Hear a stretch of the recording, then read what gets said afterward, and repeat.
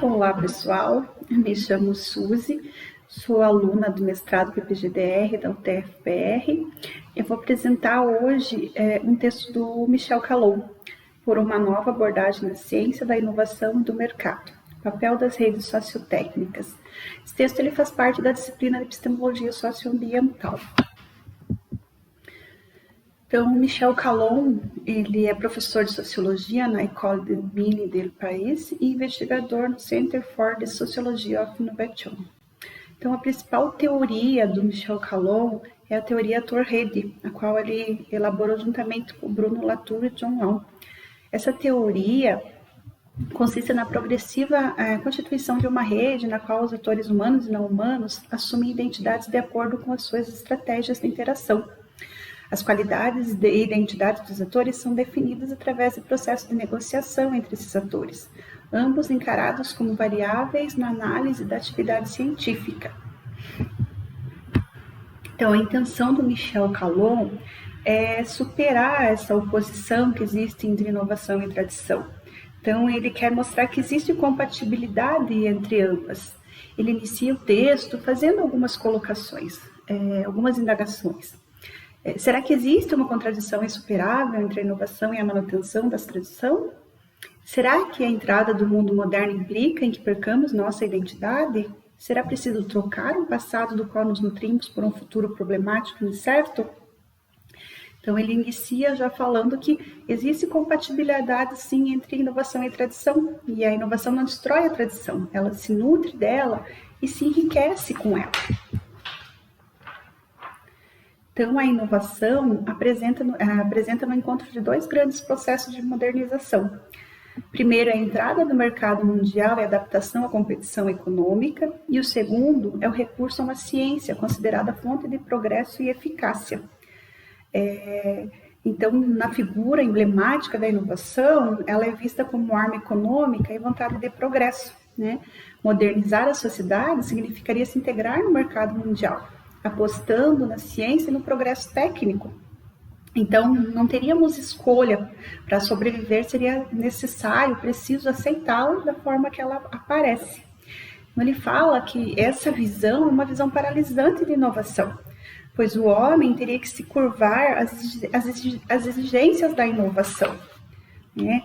Então, ele fala que é errôneo pensar desse jeito, porque o mercado seja apenas uma imposição. É errôneo pensar que o mercado é apenas uma imposição, como é errôneo que a ciência seja um movimento que se impõe a nós. Então, ele fala que essas imposições acabam constituindo uma visão paralisante da inovação. Então, ele fala de dois modelos também, que é um modelo tradicional, um modelo dos que seguem, se adaptam, que ingessa as iniciativas, e um modelo estratégico, que seria um modelo que libera as iniciativas, que preserva a identidade. Então, ele fala que existem dois atores, dois tipos de atores nesses modelos, né? Os atores que dispõem de margens de manobra e os considerados não atores, que se contentam em seguir e se adaptar com as exigências do mercado. Então, o primeiro tópico do texto é da pesquisa científica considerada como artesanato. Então, ele fala de dois modelos de ciência, né? Um modelo de ciência tradicional, que considera que a pesquisa de base é a fonte de conhecimentos, onde a pesquisa é produzida por especialistas e utilizada por atores que não participaram de sua produção, ou seja, né, não especialistas. Então, ele fala que essa ciência tradicional, ela é paralisante e maniqueísta, porque ou as pessoas se submetem ou são demitidas, ou são engolidas, né? Então, ele fala que a ciência só pode ser, nesse caso, a ciência só poderia ser transferida replicando os próprios laboratórios, ou seja, fabricando verdadeiras redes logísticas. A ciência só circularia em redes equipadas e instrumentalizadas. Ele traz um exemplo do Boeing 747, que, como é um avião, né, de grande porte, necessita de uma grande tecnologia para que ele ande, né, precisa de humanos para que que aterrissem, então ele fala assim que o Boeing 747 ele é um exemplo de tecnologia. Mas esse Boeing não pode aterrissar em qualquer lugar. Por exemplo, na cidade de Francisco Beltrão, o aeroporto não poderia aterrissar ali porque não teria espaço suficiente, não tem tecnologia, não tem pista. Então, quer dizer, não é que Francisco Beltrão seja alérgico ao Boeing 747, mas ele não tem suporte para poder receber, né? Então, ele fala desse conhecimento tradicional, onde os pesquisadores fabricam algumas coisas que servirão para o mundo todo. E que a ciência é exterior ao mundo social e econômico produzido em alguns centros. Então, essa ciência ela é produzida em alguns centros e acaba sendo específico para algumas pessoas devido a isso, devido ao suporte, devido ao aparato tecnológico mesmo. Então, ele continua falando daí do modelo estratégico, né? Então, seria um modelo em rede. Então, esse modelo em rede, ele não há oposição entre os atores capazes de produzir ou de absorver os conhecimentos e atores fechados, obtusos, incapazes de apoderar deles e transformá-los. Então, há simplesmente atores bem ou mal equipados, bem ou mal formados. Como no modelo ali do Boeing 747, um aeroporto de pequeno porte não pode receber um avião, né, desse tamanho. Então, não é que eles não querem, mas eles não conseguem.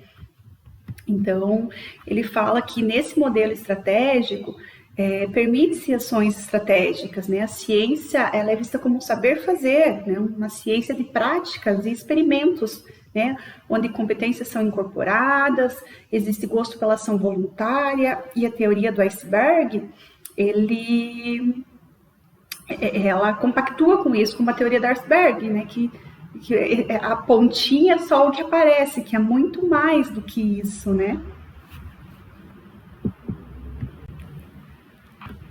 O próximo tópico é da inovação, atividade voluntária e coletiva. Então, Calon, ele traz dois modelos de inovação, o modelo estratégico e o modelo tradicional. Né? Sendo tradicional, no modelo tradicional, a inovação ela tem parte de uma ideia inicial, seria tudo, então ela pode tudo. Então, existem nesse modelo atores ativos e atores passivos, né? Então, existem os poucos que têm a ideia e que fazem para os demais. Então, ele também fala que é uma visão paralisante nesse modelo tradicional, né? Porque não há muito espaço para a criação. Então, de atores depende das ideias de poucos, né? E ele acaba seguindo sempre um modelo sequencial, né? De ciência ali, de tecnologia. Então, a ideia, desenho, protótipo, desenvolvimento, comercialização e aí o consumidor. Ao contrário dela, vem o modelo estratégico, que seria uma inovação de atividade voluntária e coletiva, né? Então, ela tem uma visão mais voluntária, mais refletida e também política. Esse é um modelo que libera iniciativas coletivas, enriquece, transforma as ideias, suscita relações de todo tipo. No modelo tradicional, a inovação cai de forma inesperada, né? Cai de forma inesperada aos atores. E já no modelo estratégico, ela é construída coletivamente. Então, no modelo tradicional, se acaso houver fracasso da inovação, da ideia, é porque a ideia foi inicialmente ruim, né? Então, a culpa foi lá de uma única pessoa que teve uma ideia ruim. E no modelo estratégico, não. No modelo estratégico, todos compartilham da ideia, todos pactuam e todos se associam, né? Então, ele fala que no modelo estratégico, o inovador é um maquiável que joga simultaneamente na frente do social e do técnico. Ou seja, a inovação passa de mão em mão e cada um reage e se adapta a ela. Então, da inovação, atividade voluntária coletiva e redes sociotécnicas. Então, aqui ele traz um pouquinho sobre o conceito de redes sociotécnicas, né? Que ao circular através de vínculos e relações, ela suscita e consolida a inovação. Acaba criando o que chama de uma rede sociotécnica, ou seja, um conjunto de atores que, tendo participado de uma maneira ou de outra, no mais às vezes de maneira modesta, a concepção, a elaboração e a adaptação da inovação, se bem partilharam de um mesmo destino, pertenceram ao mesmo mundo. Ou seja, um conjunto de atores que participa da sua construção, né? Permite espaços de escolhas, estratégias coletivas. Então, o sucesso depende da adaptação e das transformações feitas por todos aqueles que se apoderam da inovação. Esse modelo dá a todos os atores espaços e escolhas estratégicas, enquanto que o modelo da difusão, ele é inverso, né? Ele nega a existência dessas marchas e manobras. A inovação é um processo coletivo no conceito de redes sociotécnicas.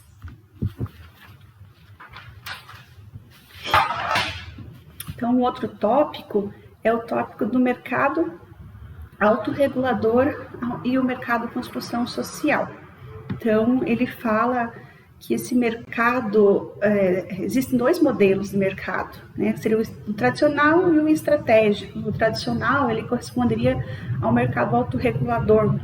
Esse mercado, ele teria papéis bem estabelecidos entre o produtor e o consumidor, né? Então, nesse mercado, ele é constituído como um conjunto de regras e obrigações impostas, né? Ou as pessoas se submetem ao mercado ou são rejeitados por ele, né? Então, o Calon ainda faz uma comparação de uma sociedade como um imenso mercado. Então, onde a comunicação seria a oferta e a demanda, né? Então, uns ofertam e outros demandam. E dessa forma, ele fala que esse mercado autorregulador é utópico, né? Não teria como existir. Então, esse mercado ele acabaria desabando por si só, né? Porque ele destruiria a solidariedade entre as pessoas e entre os atores participantes desse mercado.